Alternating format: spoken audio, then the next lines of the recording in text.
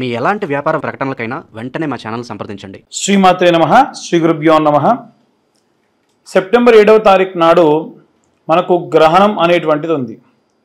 అయితే మనకు మాస ఫలితాల్లో భాగంగా ఈ గ్రహణం అనేటువంటిది 15 రోజుల నుంచి 21 రోజుల వరకు కూడా ఖచ్చితంగా ఉంటుంది. కాబట్టి ఈ ద్వాదశ రాశులకి కూడా గ్రహణకాల సమయమునందు ఎలాంటి మంత్రం చదువుకోవాలి, ఎలాంటి దానాలు చేయాలి, అలాగే గ్రహణం సమయంలో మీరు ఒక్కసారి మంత్రం చదివితే, నేను ఇప్పుడు చెప్పే మంత్రం ఏదైతే ఉందో అవి చదివితే వాటికి 10,000 నుండి 1,00,000 సార్లు చదివిన దానికి ప్రతిఫలం దక్కుతుంది. దాని వలన మీ జాతకంలో ఏ గ్రహాలు బాలేకుంటే ఆ గ్రహాలకు సంబంధించిన మంత్రాలు కింద డిస్క్రిప్షన్లో ఉంటాయి. ఒక్కసారి అవి చూసి గ్రహణకాల సమయం నందు ఇప్పుడు నేను చెప్పబోయేటువంటి నియమ నిబంధనలు బట్టి పాటించి ఆ జపాన్ని ఆచరించండి.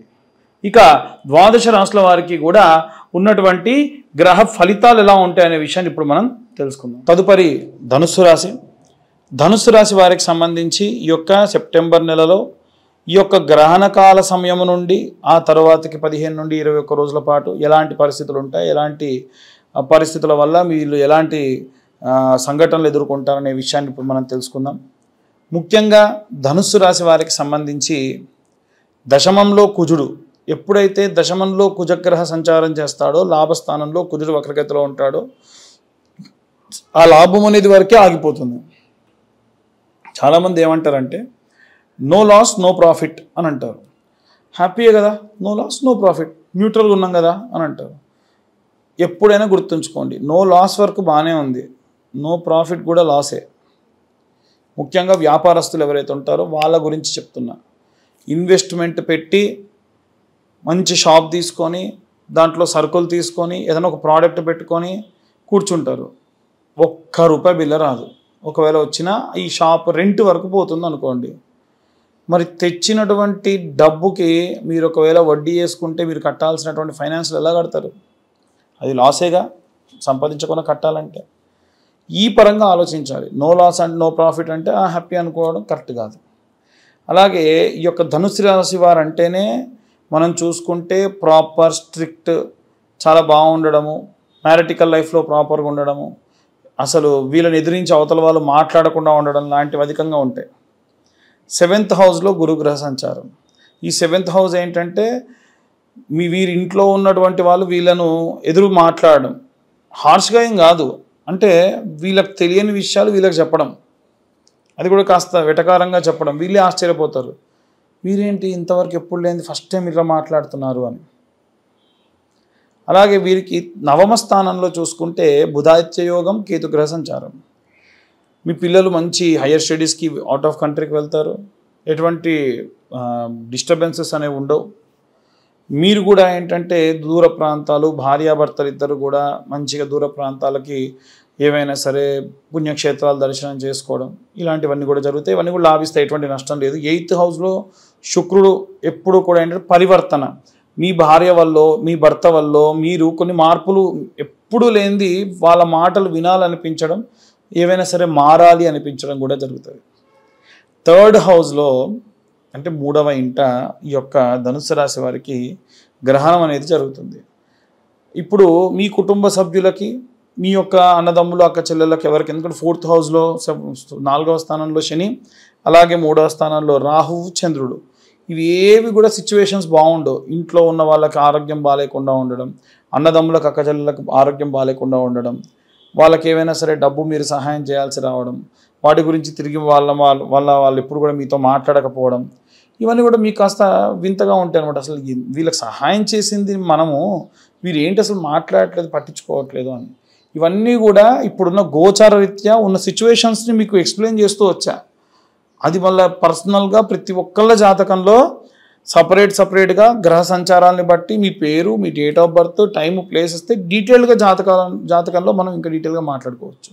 దాంట్లో భాగంగా ఎవరైతే ₹2,025 చెల్లించి మీ జాతకం డీటెయిల్స్ కనుక రెన్యువల్ చేసుకొని పంపిస్తారో వారికి జాతకంతో పాటు జపం చేసుకోవడానికి, మెడలో వేసుకోవడానికి వీలుగా ఉండేటువంటి జ్వాలాముఖి మాల కూడా మీకు కొరియర్ చేస్తాం. మీ అడ్రస్ కూడా మాకు పంపించాలి.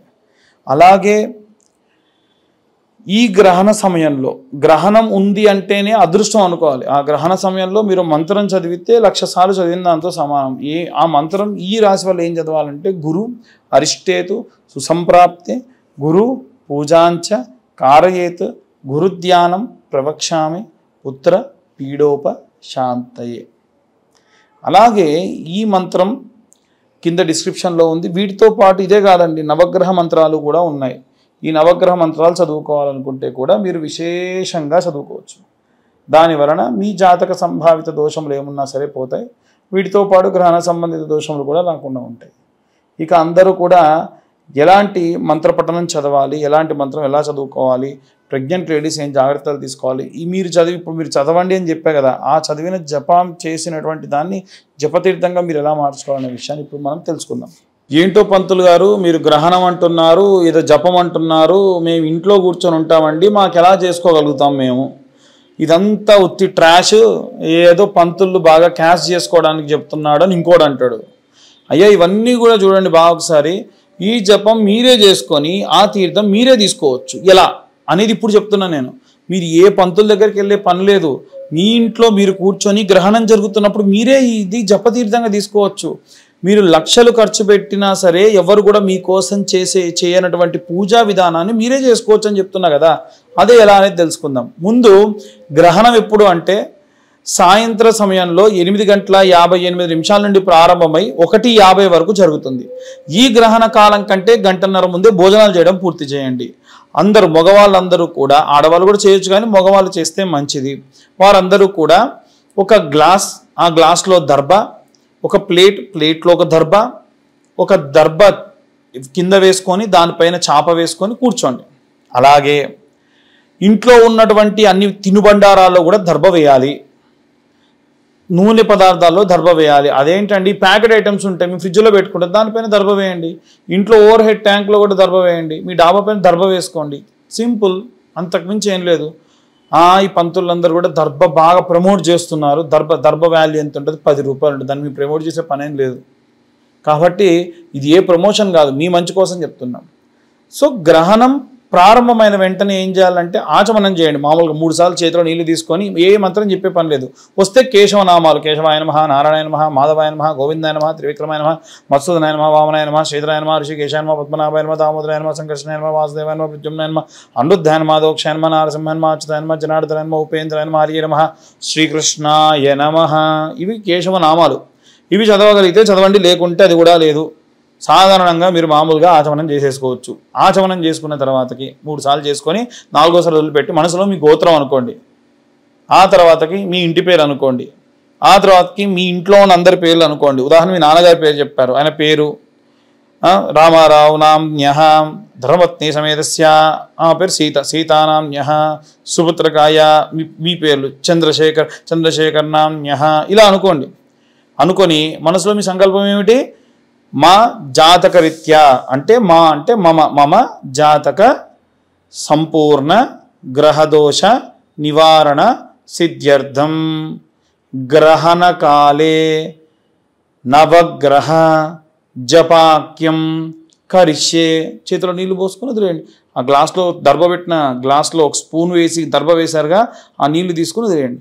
ఇక కూర్చొని జపం చేయండి. ఎలా చేయాలనంటే బాసం పెట్టలు వేసుకొని కూర్చోండి. అది తెలంగాణలో అయితే సకలం బుక్లం పెట్టుకొని కూర్చోమంటారు. అట్లా కూర్చొని జపమాల చేతిలో పట్టుకొని ఒక బట్ట ఏదైనా కప్పుకొని కళ్ళు మూసుకొని ధ్యానం చేస్తూ, ఉదాహరణకు ఈ మంత్రం నేను చెప్పా, కింద డిస్క్రిప్షన్లో ఉంది. సూర్య అరిష్టేతో సుసంప్రాప్తే సూర్య పూజాంచకార ఏ సూర్య ధ్యానం ప్రవక్ష్యామి ఆత్మ పీడోపశాంతయే. ఒక పూస తిప్పండి. ఇట్లా 200 సార్లు చదివితే మీ జీవితకాలంలో మీ జాతకరీత్యా ఉన్న సూర్యగ్రహ దోషం పోయి అధికరణ సిద్ధి లభిస్తుంది. ఇలా చంద్రుడిది ఉంది, బుధుడిది, గురువుది, మంగళుడిది, కుజుడిది, అందరిది ఉంది. ఖచ్చితంగా మా ఛానల్ వాళ్ళకి చెప్పి నేను టైప్ చేసి పంపించా, వాళ్ళు ఖచ్చితంగా కింద వేస్తారు. సో నో డౌట్, ఇది ఒకటి బాగుంది. మరి నెక్స్ట్ ఇక చేయాల్సిన దానం విషయంలో ఇంకొకటి, మీరు జపం చేస్తున్న టైంలో మధ్యలో ఒకవేళ ఆపారనుకోండి, ఎవరో పిలిచారు, ఇంట్లో పాప ఏడ్చింది, బాబు ఏడ్చారు, మరి లేచి వెళ్ళిపోవద్దు. ఆ నీళ్లు ఒక స్పూన్లా తీసుకొని తత్సత్ బ్రహ్మార్పణమస్తు అని పక్కన ఉన్నటువంటి ప్లేట్లో వేయాలి. ఆ వదిలిపెట్టిన నీళ్ళే జపతీర్థం. ఈ 9 గ్రహాలకు చేసి ఆ తీర్థం తాగాలి. తర్వాతకి దానం ఏం చేయాలంటే మరుసటి రోజు ఈ యొక్క గ్రహణమైన తెల్లారి ఏం చేయండి, బ్రాహ్మణోత్తములకి మేషరాశి వాళ్ళు, వృశ్చిక రాశి వాళ్ళు బాగా గుర్తుంచుకోండి. మేషరాశి వాళ్ళు, వృశ్చిక రాశి వాళ్ళు కేజీంబావు కందులు, కేజీంబావు బియ్యము, కేజీంబావు మినపగుండ్లు దానం చేయండి మీ శక్తి కొద్దీ దక్షిణ పెట్టి. అలాగే వృషభ రాశి వాళ్ళు, తులారాశి వాళ్ళు కేజీంబావు బొబ్బెర్లు, కేజీంబావు బియ్యం, కేజీంబావు మినప్పండ్లు, మినపగుండ్లు బ్రాహ్మణులకు దానం చేయండి. అలాగే ఈ యొక్క కన్యారాశి వారు, అలాగే మిథున రాశి వాళ్ళు కేజీంబావు పెసర్లు, కేజీంబావు బియ్యము, కేజీంబావు మినపగుండ్లు బ్రాహ్మణులకు దానం ఇవ్వండి. కర్కాటక రాశి వాళ్ళేమో కేజీంబావు మినపగుండ్లు, కేజీంబావు బియ్యము దానం ఇస్తే చాలు. అదే సింహరాశి వాళ్ళైతే కేజీంబావు మినపగుండ్లు, కేజీంబావు మినుములు, కేజీంబావు గోధుమలు బ్రాహ్మణులకు దానం ఇవ్వాలి గ్రహణమైన తెల్లారి. మరి మీనరాశి వాళ్ళు, అలాగే ధనుస్సు రాశి వాళ్ళు ఏం చేయాలనంటే కేజీంబావు శనగలు, కేజీంబావు బియ్యము, కేజీంబావు మినపగుండ్లు గ్రహణం తెల్లారే బ్రాహ్మణులకు దానం ఇవ్వండి. ఇక కుంభరాశి వాళ్ళు, అలాగే మకర రాశి వాళ్ళు కేజీంబావు తెల్ల నువ్వులు, కేజీంబావు బియ్యము, కేజీంబావు మినుములు ఏదన్నా తెల్ల వస్త్రంలో పెట్టి బ్రాహ్మణులకు దానం ఇవ్వండి. వాళ్ళు నువ్వులు తీసుకోలేము, నువ్వులు తీసుకోమంటే కేజీంబావు బెల్లం ఇవ్వండి. లేదు నూనె తీసుకుంటా అంటే కేజీంబావు వంట నూనె ఇవ్వండి. అది కూడా శనిదానం కిందకే వస్తుంది. బ్రాహ్మణులకు వంటకు వాడుకుంటారు. నువ్వుల బదులుగా ఇవి రీప్లేస్ చేసుకోవచ్చు.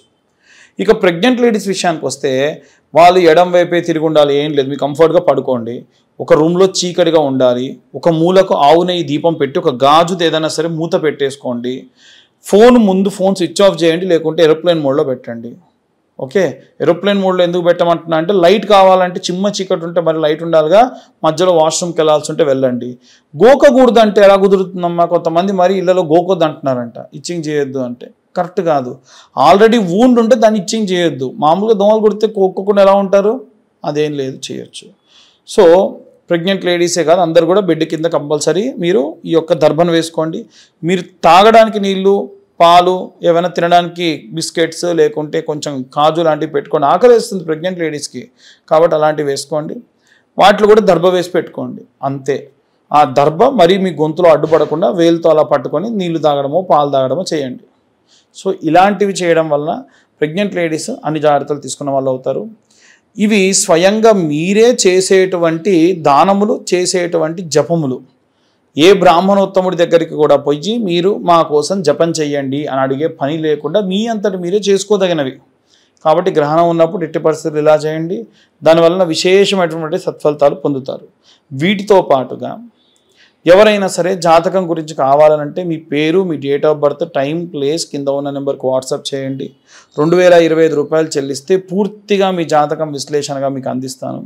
అలాగే మీ జాతకంలో నిజంగా గనక ఏ గ్రహాలు బాగాలేకుంటే ఆ గ్రహాల వరకు మాత్రమే జపం చేసుకోవచ్చు ఆ రోజున. ఎవరైతే జాతకం చెప్పించుకుంటారో వారి జాతకంతో పాటుగా ఈ యొక్క జ్వాలాముఖి మాల కూడా మీకు అడ్రస్ ఇస్తే పంపించడం జరుగుతుంది. ఇక అందరూ కూడా ఈ గ్రహణ సమయంలో జాగ్రత్తగా ఉండండి. ప్రెగ్నెంట్ లేడీస్ ముద్దుగా జాగ్రత్తగా ఉండండి. సర్వే జన సుఖినో భవంతు. స్వస్తి.